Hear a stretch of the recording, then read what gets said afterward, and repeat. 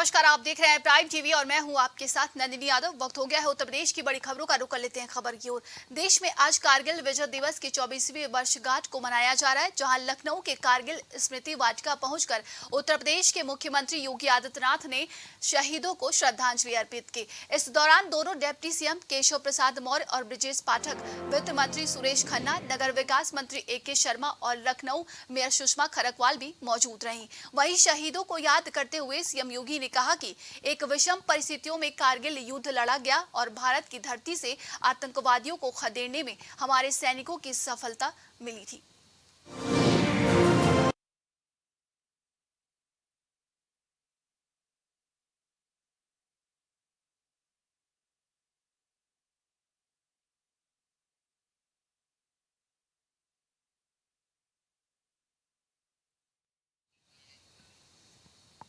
यूं तो यूपी की कानून व्यवस्था की मिसाल देश भर में दी जाती है। योगी सरकार कानून व्यवस्था बखान करने में कोई कसर नहीं छोड़ते, लेकिन कुछ पुलिसकर्मी ऐसे हैं जो पुलिस प्रशासन की छवि धूमिल करने का प्रयास करते हैं। ऐसा ही मामला देवरिया जनपद के सदर कोतवाली से सामने आ रहा है, जहां कोतवाली में तैनात दरोगा अमित कुमार सिंह के ऊपर खबर लिखे जाने पर तिलमिला गए हैं और मामले को दबाने के लिए भड़के दरोगा ने पत्रकार को फर्जी मुकदमे में फंसाने की धमकी दे डाली है। अब बताते हैं क्या कुछ है पूरा मामला। दरअसल पूर्व में दरोगा के ऊपर लगे आरोप में दरोगा भड़क गए और एक टीवी चैनल के पत्रकार रवि रावत को झूठे मुकदमे में फंसाने की साजिश रचने लगे, जहां एक पीड़ित महिला के बेटे को लॉकअप में बंद करके पिटाई करने और बहू से रात के 2 बजे तक बात करने का आरोप लगा था। दरोगा से नाराज पत्रकार ने दर्जनों की संख्या में पत्रकार को लेकर पुलिस अधीक्षक संकल्प शर्मा से मिला, जहां SP ने CO को जांच सौंप दी। अब देखना ये होगा कि दरोगा अमित कुमार सिंह के ऊपर कार्रवाई कब तक होती है या मामला ठंडे बस्ते में रख दिया जाता है। देवरिया सदर कोतवाली में तैनात दरोगा हैं अमित कुमार सिंह। उनकी तानाशाही देखने को मिली है, जहां मैंने 20 तारीख में 2 खबरें पब्लिश की थी। इसमें एक महिला ने अमित कुमार सिंह दरोगा साहब पे ये आरोप लगाया था कि मेरे बहू से रात्रि 2 बजे तक बात करते हैं और लॉकअप में बंद करके मेरे बेटे की बेरहमी से पिटाई कर डाले। और दूसरी महिला का आरोप था कि बेलडार मोड़ का मामला था, जहाँ महिला ने बताया कि मेरे ऊपर एक पक्षी दरोगा साहब कार्रवाई कर रहे हैं और ज़मीन कब्जा दिला रहे हैं, जिसको लेकर मैंने कवरेज किया था और खबर चलाया था, और जिसके चलते दरोगा साहब भड़के हुए हैं और मेरे ऊपर फर्जी मुकदमे के तहत साजिश रच रहे हैं और फर्जी मुकदमे में फंसाने की धमकी दे रहे हैं। आज मैं पुलिस अधीक्षक कार्यालय में आया हूं अपने पत्रकार साथियों के साथ। यहां पुलिस अधीक्षक महोदय से मिला, उन्होंने आश्वासन दिया कार्रवाई करने के लिए। प्रयागराज जनपद हंडिया कस्बे बाजार में भारतीय जनता पार्टी अल्पसंख्यक मोर्चा काशी क्षेत्र में मंत्री सैफुल अब्बास ने अपने आवास पर मीडिया से बातचीत करते हुए कहा कि भारतीय जनता पार्टी पूर्ण बहुमत से केंद्र में सरकार बना रही है। सपा मुखिया अखिलेश यादव चाहे जितने भी दल को मिला लें, फिर भी केंद्र में सरकार नहीं बना पाएंगे। ये महागठबंधन करने की आवश्यकता क्या आ गई इन्हें? विपक्ष में जितनी भी पार्टियां हैं अपना महारथी होने का दावा पेश करते रहे हमेशा।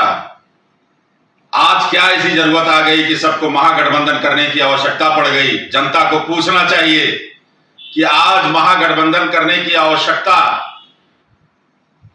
आपको कैसे पड़ गई?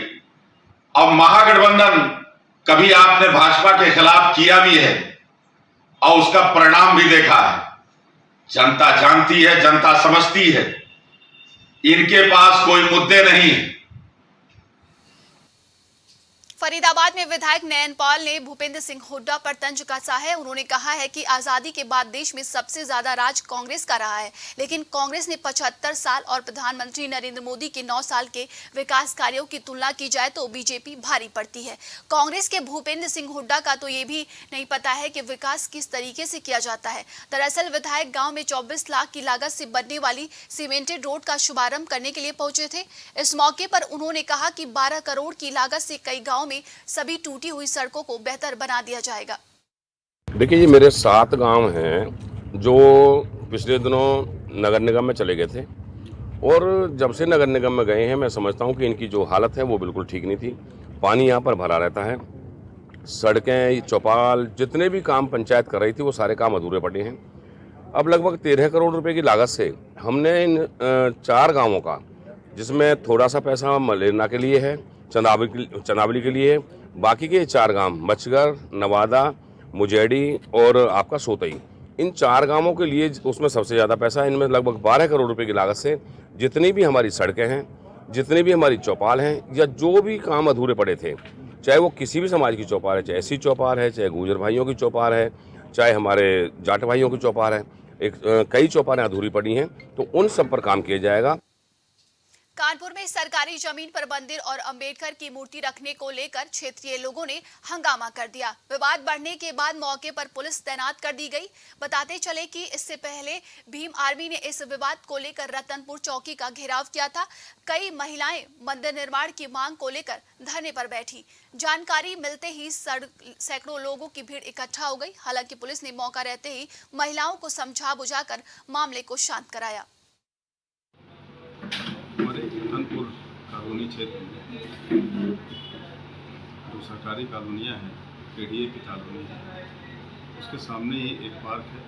उस पार्क में ही कुछ आसपास के लोगों ने एक मंदिर बनाना चाहा था, जिसका कुछ 1-2 लोगों ने विरोध किया था।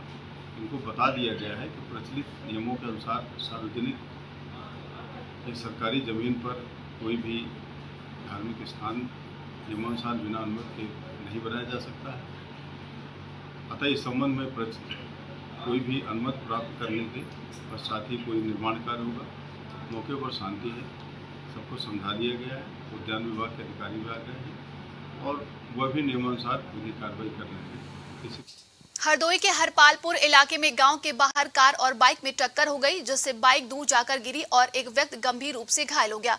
इसी हादसे को देखने के लिए गांव का एक युवक बाहर गया तो उसे पकड़कर दबंगों ने जमकर पीट दिया, जिससे वह बेहोश होकर वहीं गिर पड़ा, जिसे आरन फानन में सीएचसी में भर्ती कराया गया। पुलिस ने तहरीर के आधार पर 11 लोगों के खिलाफ मुकदमा दर्ज कर जाँच शुरू कर दी है।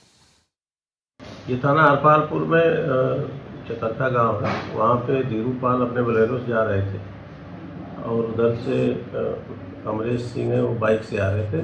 दोनों में टक्कर हुई तो जिसमें अमरेश सिंह को चोट आई और बोलेरो भी खेत में चली गई।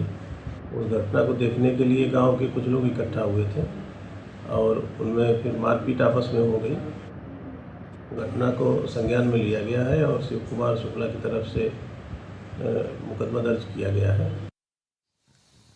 बिजनौर में सदर भाजपा विधायक सूची चौधरी के पति ऐश्वर्य मौसम ने बिजनौर के एक निजी बैंकेट हॉल में बाढ़ से प्रभावित 9 गांव के ग्रामीणों को बुलाया और उन्हें राहत सामग्री दी। दरअसल मालन नदी में बरसात के वजह से आए उफान के बाद वहां के 9 गांव बढ़ते जलस्तर के वजह से प्रभावित हुए थे।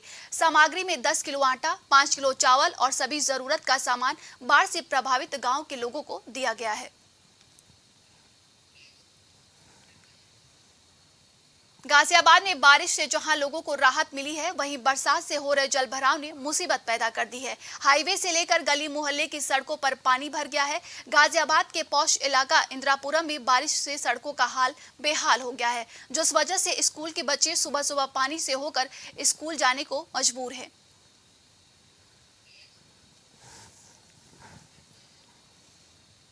फरीदाबाद वासियों के लिए तेज बारिश से जहां तापमान में गिरावट आई और लोगों ने राहत महसूस की, तो वहीं शहर के तमाम इलाकों में जलभराव ने लोगों की मुसीबतें बढ़ा दी। बिजली आपूर्ति भी ठप हो गई। खासकर बल्लभगढ़ की कॉलोनियों के निचले हिस्सों में पानी भर गया और जहां बच्चे स्कूल नहीं जा पाए, वहीं ड्यूटी पर जाने वाले लोग भी घर बैठने को मजबूर हो गए।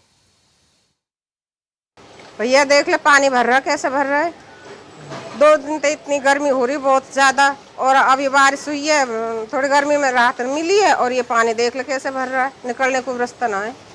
तो ऐसा ही आता हर बरसात? ऐसे ही हर बरसात में ऐसे भरता है। तो निकासी नहीं है पानी की? नहीं, नाली सब बंद करवा दी और नीचे सड़क नीची पड़ रही है और आगे मेन रोड ऊंचे है, नीचे ये नीची है गलियों की। यही हाल है गलियों में भैया। ना बच्चे जा पाए स्कूल, ना ड्यूटी वाले जा पाए। जिनके पास गाड़ी है वो निकल जाए, जिन पर वैसे सवारी वो कैसे निकले, घर में बैठे सब। खबर देवरिया से है, जहां स्कॉलर सेकेंडरी स्कूल के क्लास 7 का छात्र अंश सिंह जो स्कूल के प्लेग्राउंड में झूला झूलते समय स्कूल में गिर पड़ा, जिससे वह घायल हो गया। वहीं उसे आनंद फानन में जिला मेडिकल कॉलेज के लिए इमरजेंसी में भेजा गया, जहां डॉक्टरों ने उसे मृत घोषित कर दिया। परिजनों का रो रो कर बुरा हाल है। उत्तर प्रदेश के मुरादाबाद कटघर थाना क्षेत्र का एक वीडियो वायरल हो रहा है जिसमें 4 से 5 लोग फायरिंग के साथ देसी बम से हमला कर दहशत फैला रहे हैं। वीडियो सामने आने के बाद साफ तौर पर दिखाई दे रहा है कि इन्हें पुलिस का कोई खौफ नहीं है, लेकिन वहीं घटना का वीडियो सामने आने और तहरीर मिलने के बाद पुलिस ने सतर्कता दिखाते हुए 3 आरोपियों को गिरफ्तार कर लिया है। थाना कटघर क्षेत्र में ये गोविंद नगर अंडरपास है, वहाँ के आसपास का एक वीडियो जिसमें कुछ 4-5 लड़के हैं वो फायरिंग करते हुए चेहरा बांध के दिखाई पड़ रहे हैं, जो हवा में किसी घर के सामने खड़े हुए फायरिंग कर रहे हैं। इस संबंध में जो घर की तरफ जिसका घर है वो उनकी ओर से एक तहरीर प्राप्त हुई है जिसमें अभियुक्त पंजीकृत किया गया है और इसमें 3 जो अभियुक्त हैं हिमांशु, आर्यन और मन्नू, इनकी मौके से अभी तत्काल गिरफ्तारी की गई है और इनके कब्जे से 2 तमंचे और 4 जो देसी टाइप के बनाए हुए जो बम हथगोले टाइप के थे वो बरामद हुए हैं। झांसी कानपुर रेल लाइन पर 45 वर्षीय महिला खेत पर जाते समय ट्रेन की चपेट में आ गई जिससे उसकी मौत हो गई। बता दें कि ग्रामीणों ने इसकी सूचना पुलिस को दी। घटनास्थल पर पहुंची पुलिस ने घटना की सूचना परिजनों को दी है। मौके पर पहुंचे परिजनों का रो रो कर बुरा हाल है। वहीं ग्रामीणों ने बताया कि महिला को आंखों से कम दिखता था जिसकी वजह से वो ट्रेन की चपेट में आ गई और महिला की मौत हो गई। शैलेंद्र कुमार, वर्तमान प्रधान अमरोक। अच्छा जी, रेलवे ट्रैक पे क्या हो गया है? जे घास काटने जा रही थी अपनी जानवरों के लिए, तो एक आंख से उनको थोड़ा कम दिखाई देता था, तो एक पट्टी किनारे जा रही थी, उसकी चपेट में आ गई। किसकी? गाड़ी, ट्रेन। फिर क्या हुआ? तो मृत्यु हो गई। तो अब सभी लोग आए हुए हैं। पुलिस को सूचना दी है आपने? हाँ, पुलिस को दी है सूचना और ये रेलवे वाले पुलिस वाले आ गए। खबर औरैया से है जहां प्रॉपर्टी विवाद को लेकर चाचा भतीजे में मारपीट हो गई। सूचना मिलते ही सदर सीओसीटी भी भारी पुलिस बल के साथ मौके पर पहुंच गए। पुलिस सूझबूझ से दोनों पक्षों को पकड़कर गाड़ी में बैठाकर कोतवाली ले गई। वहीं इस संबंध में सीओसीटी महेंद्र प्रताप सिंह ने जानकारी देते हुए बताया कि प्रॉपर्टी विवाद को लेकर चाचा भतीजे में लड़ाई हो गई थी, जिसको देखते हुए 5 लोगों को हिरासत में ले लिया गया है और आगे की कार्रवाई की जा रही है। किससे मुकदमा चल रहा है? हाँ, क्या हुआ फिर? ये अपराधी के सूचे हैं चाचा, हमारे पे कई मुकदमे भी रहे हैं, 302 भी रहे हैं, तो हमारा उनका यहाँ बंटवारे का मुकदमा चल रहा है। दूसरे चाचा उनका यहाँ कुछ है नहीं, वो आके यहाँ जो है कब्जा करना चाहते हैं। हम बैठे थे, अचानक पत्नी आई हमारी, उससे बदतमीजी करने लगे। जब हमने विरोध किया तो पकड़ लेके अंदर खींच ले गए। लड़कियों को गाली दी, पत्नी को भी, तो वो तो छूट के भाग गई। रोडवेज स्टैंड के सामने प्रॉपर्टी इशू को लेकर के चाचा भतीजे में आपस में विवाद हो गया। सूचना पर कोतवाली पुलिस तत्काल मौके पर पहुंची और दोनों पक्षों से 5 व्यक्तियों के हिरासत में लिया गया है। आवश्यक विधिक कार्रवाई करेंगे। किस वजह में लड़ाई हुई थी? जमीन प्रॉपर्टी इशू को लेकर के चाचा और भतीजे में पारिवारिक मामला था, जिसकी वजह से बरेली में जिलाधिकारी शिवाकांत द्विवेदी और वरिष्ठ पुलिस अधीक्षक प्रभाकर चौधरी ने थाने और चौकी का औचक निरीक्षण किया है। निरीक्षण के दौरान त्योहार रजिस्टर सहित कई अभिलेखों को भी देखा गया, साथ ही एक आवश्यक दिशा निर्देश दिए गए। जिलाधिकारी ने कांवड़ यात्रा और मुहर्रम के त्योहारों को शांतिपूर्वक तरीके से करवाने के लिए संबंधित क्षेत्राधिकारी को आवश्यक दिशा निर्देश दिए हैं। निरीक्षण के समय उप जिलाधिकारी और क्षेत्राधिकारी मौजूद रहे। बुलंदशहर में स्विमिंग पूल में नहाते समय पैसे मांगने को लेकर मैनेजर के साथ मारपीट की गई। स्विमिंग पूल में मैनेजर को लाठी डंडों से पीटा गया है। वहीं सीसीटीवी फुटेज में देखा जा रहा है कि गुंडे की गुंडई सामने अधिकांश लोग मूक दर्शक बने हुए हैं। मारपीट का ये वीडियो सोशल मीडिया पर जमकर वायरल हो रहा है। इस वायरल सीसीटीवी फुटेज के आधार पर पुलिस कार्रवाई में जुट गई है। औरैया में अज्ञात कारणों के चलते 18 साल के छात्रा ने फांसी लगाकर जान दे दी है। जब परिजनों ने बेटी को फंदे से लटकता देखा तो चीख पुकार मच गई। आसपास के मोहल्लों की भीड़ भी इकट्ठा हो गई, जिसकी सूचना परिजनों ने पुलिस को दी। वहीं सदर कोतवाल पंकज मिश्रा और सीओसीटी भी मौके पर पहुंचे और घटनास्थल का निरीक्षण किया। मिली थी आधे घंटे पहले 112 पे इस सत्येश्वर मोहल्ला में हाजी के राज के पास एक 16-17 साल की लड़की ने पहले कुंडी में लटक के फांसी लगा ली। इस सूचना पर आए हैं तो पता चला कि मृतका जो है पहले 18 से 19 साल की है, 11th क्लास में पढ़ती थी AKM इंटर कॉलेज में। और इनके पिता शायद सब्जी का ठेला लगाते हैं और ऊपर से बॉडी उतार ली गई। फॉरेंसिक टीम हमारी आ गई, उसको देख लिया गया है। बाकी पंचायतना में कार्रवाई की जा रही है। पोस्टमार्टम के आधार पर अगर कुछ लिख के देती हैं प्रथम सूचना रिपोर्ट तो उसके आधार पर कार्रवाई की जाएगी। बिजनौर में एक 8 साल के मासूम बच्चे की संदिग्ध परिस्थितियों में मौत हो गई। बच्चे की मौत से इलाके में सनसनी फैल गई है। मृतक बच्चे के परिवार वालों ने आरोप लगाया कि कमरे में बंद करके उसे खाना नहीं दिया गया है, जिसके चलते बच्चे की मौत हो गई। वहीं घटना की सूचना मिलने के बाद मौके पर पहुंची पुलिस ने मृतक के बच्चे को शव को कब्जे में लेकर पोस्टमार्टम के लिए अस्पताल भेज दिया गया है। मृतक बच्चे के पिता को पूछताछ के लिए पुलिस ने हिरासत में ले लिया है। फिलहाल पुलिस इस पूरे मामले की जाँच पड़ताल कर रही है। क्या प्यासा ऊपर कमरे में देख लो जाकर, कमरे की हालत देखो, रहने लायक है या नहीं है। क्या हुआ क्या बच्चे के साथ, ये बताइए। बच्चे को फाके से मारा थे और कुछ कौन दादी। अच्छा, बाबा बाहर रह था आराम से और दादी कमरे में बंद करा और कहीं फिर होटल में खाती हुई उन्होंने पैसे भेज दिए, यो काम करना था। इसके बच्चे के बाप वगैरह कहाँ? दादी भी और चाची भी थी हैं। चाची के बच्चे सही बोल रहे थे। बच्चे के बाप वगैरह कहाँ रहते हैं? बाप दिल्ली रह और माँ इनकी? माँ को भेज दिया, निकाल दिया घर से, तड़पा कर भूख का 8 दिन के भूखे से काम कैसे रही थी। आज बच्चे की मौत कैसे हुई? बच्चे की मौत कैसे हुई, किस तरीके से?